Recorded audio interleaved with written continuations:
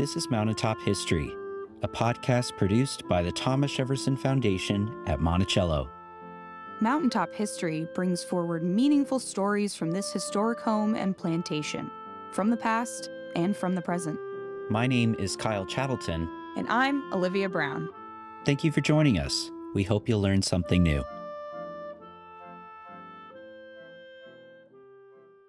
Today's episode is adapted from a 1988 piece titled Snowbirds and Superior Beings, written by Monticello's Shannon senior historian, Cinder Stanton. Early in November 1772, when he had a wife, a month-old child, and an unfinished house, Thomas Jefferson acquired a family pet. For 5 shillings, he bought a mockingbird from Martin Hemmings, the enslaved son of Elizabeth Hemmings, matriarch of the family owned by Jefferson's father-in-law, John Wales.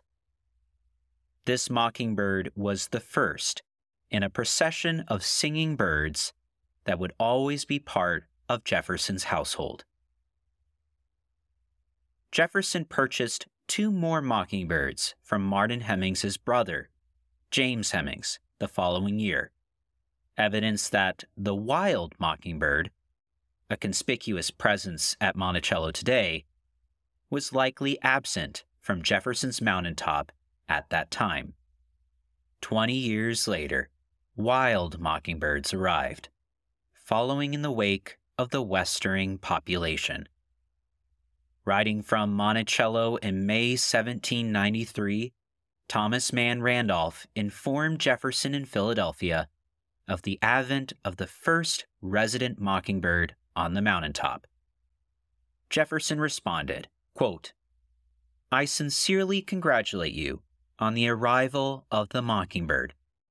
Learn all the children to venerate it as a superior being in the form of a bird, or as a being which will haunt them if any harm is done to itself or its eggs. I shall hope that the multiplication of the cedar in the neighborhood, and of trees and shrubs round the house, will attract more of them, for they like to be in the neighborhood of our habitations, if they furnish cover." End quote.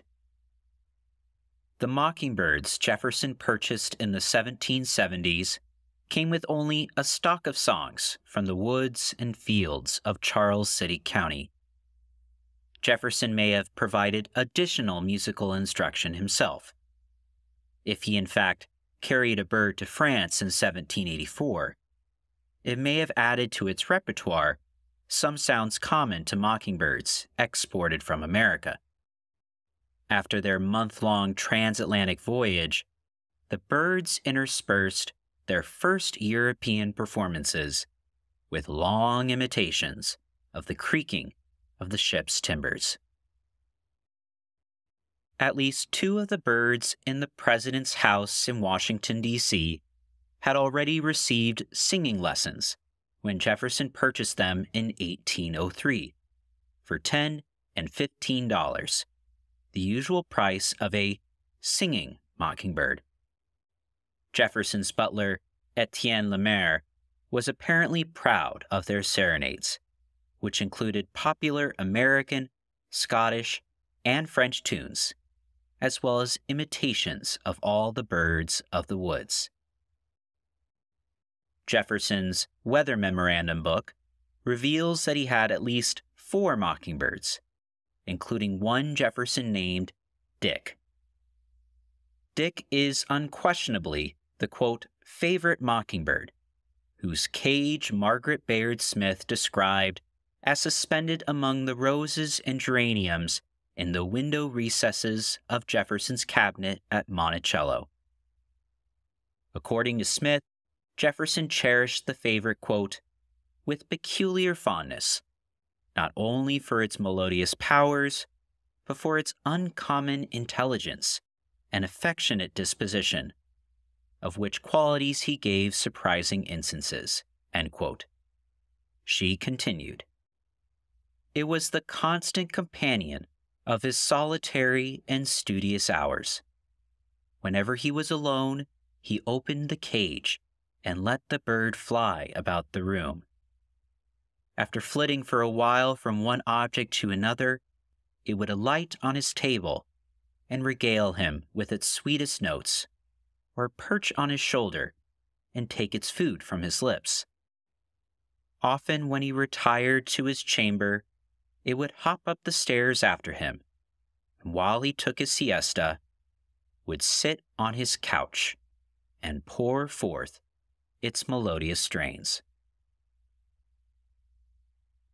In the spring of 1809, after Jefferson made his final southward migration, he wrote to Lemaire from his retirement at Monticello, quote, "My birds arrived here in safety and are the delight of every hour."